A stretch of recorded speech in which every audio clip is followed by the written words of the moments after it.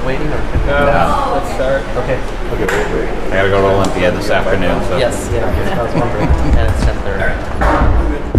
Good. Yeah, I'm good. Okay. Can you state your name and spell it, just in case anybody else watches this? They know who you are. Okay, Gregory Faust, GREGORYFAUST. I'm the Director of Marine Operations for Washington State Ferries. Okay, Mr. Faust, why don't you go over the basic facts once again about what happened with the ferry and the whale? So last night at our 8:15 departure from Seattle going to Bainbridge Island, the ferry Wenatchee was about 3 minutes out from the dock. A whale breached itself between 5 and 10 feet in front of the vessel, was struck by the vessel.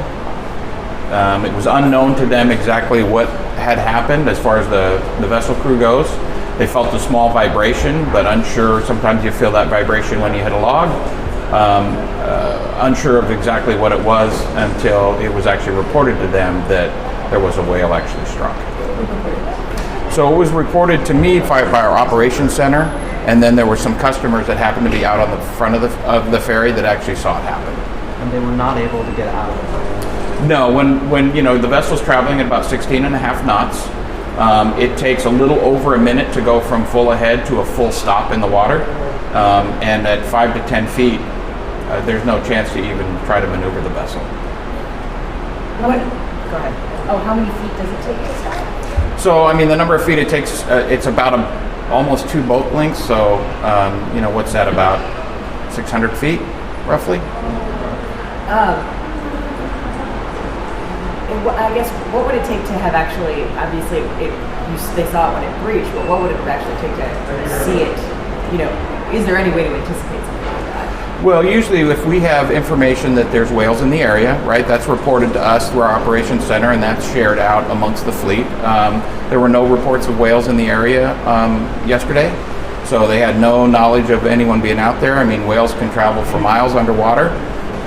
The crew itself actually didn't see the whale surface because it was so close in front of them. Where they're stationed on the vessel, they're looking, they're kind of looking out at the horizon to see, what kind of marine traffic is in the area and those sorts of things. So they didn't even see the whale. So after the whale was struck, what did the crew do to the boat? Was the ferry stopped? What happened after? So when they found it, the boat had already been on its way about the time that they found out. They actually went down and interviewed the customers that were on board that actually saw what happened. They got an interview from them. Of course, they made a report immediately to the Coast Guard, to NOAA, and to our operations center. And they continued on the route? Correct. Continued on their route. Usually when you get reports that there are whales in the area, where does that come from? So it can come from any number of sources that'll come into our operations center, and then they make sure that gets broadcasted out to the fleet so that they're aware of it. Sometimes it's notified by us, right? About 4 weeks ago, we were down on the Vashon Island route, and whales were in the area. We were the ones that reported it because we saw it first. And why do you think there were reports this time? I have no idea. I mean, if nobody saw it and nobody reported it, I have no idea. Is it unusual that it was a gray whale in this area? Well, I'm not exactly sure that we know that it was a gray whale. Oh, we don't know. Right. Okay. I mean, there's speculation that it may be a humpback whale. We're just unsure. Okay. Definitely not a killer whale. Is it common for them to be in that marine district? It's not that common for them to be in Elliott Bay. It's pretty rare for anything other than an orca to be, in Puget Sound. Mr. Faust, this clearly is not what you want. How do you feel about this? Well, I mean, I feel terrible. The crew's the ones that feel terrible. They know after the fact, they kind of know what happened, so they're, extremely remorseful and feel horrible about the situation, as we all do. Do you know the last time State Ferries struck the marine mammal? So we don't have any reported record of striking a marine mammal.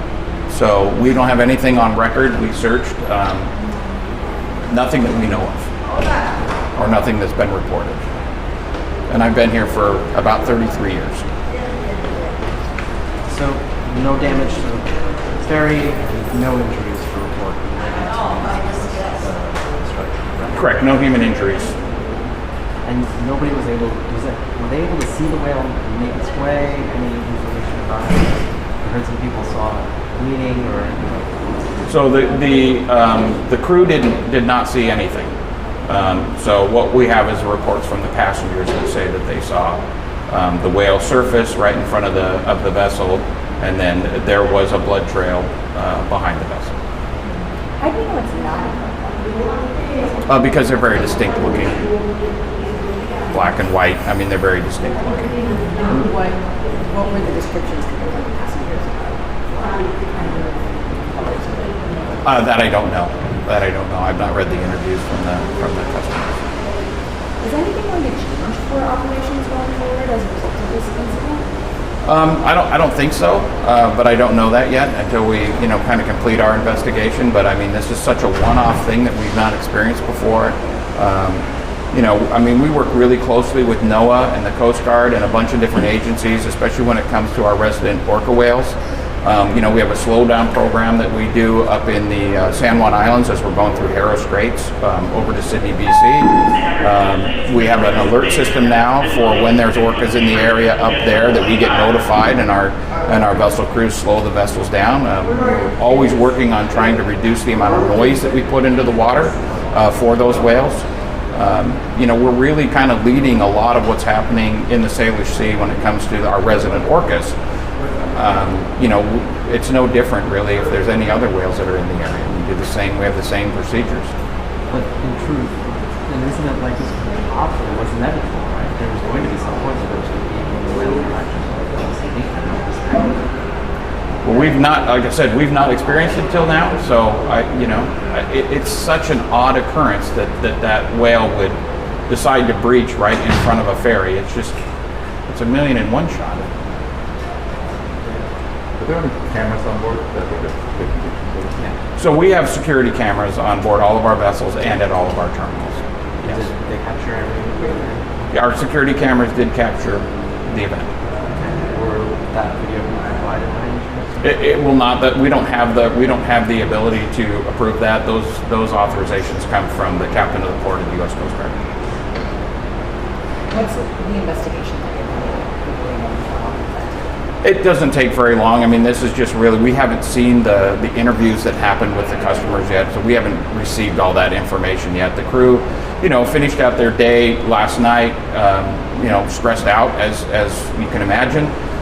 They won't show up back to work until this afternoon when we'll get a chance to actually reconnect with those guys when they get back on watch. What are the questions you're asking during this? What is the thing you want to find out or want to learn? Well, what we know already is that the bridge team was fully intact. So we had a the mate was up on the bridge with the quartermaster, who's the person that steers the vessel and responds to the commands. There was a lookout on board that actually is there to look out for other marine traffic that's in the area and those things. So we know that took place, but we'll want to find out where was everybody on the vessel. Was there a crewman that maybe was in the cabin or on the car deck? That may have seen something as well, and that'll be the most of it. Usually, is there a crew member who's specifically looking out for marine? They're not necessarily. They're looking out for marine traffic, right? So anytime we're in limited visibility, we post a lookout that's up there to look specifically for marine traffic. This happened at a time of night where. You're about a half an hour before sunset, and the sun sets in the west. The ferry's headed pretty much directly into that sunlight. Do you think that played a role that there was just such limited visibility? No, I don't. It happened so close to the bow of the vessel, and we saw no breachings. Earlier in the 3-minute crossing. I mean, it was 3 minutes into the crossing. For it to come up that close in front of us. I've been an operator for the ferries for a lot of years. I don't know there's anything else that they could have done.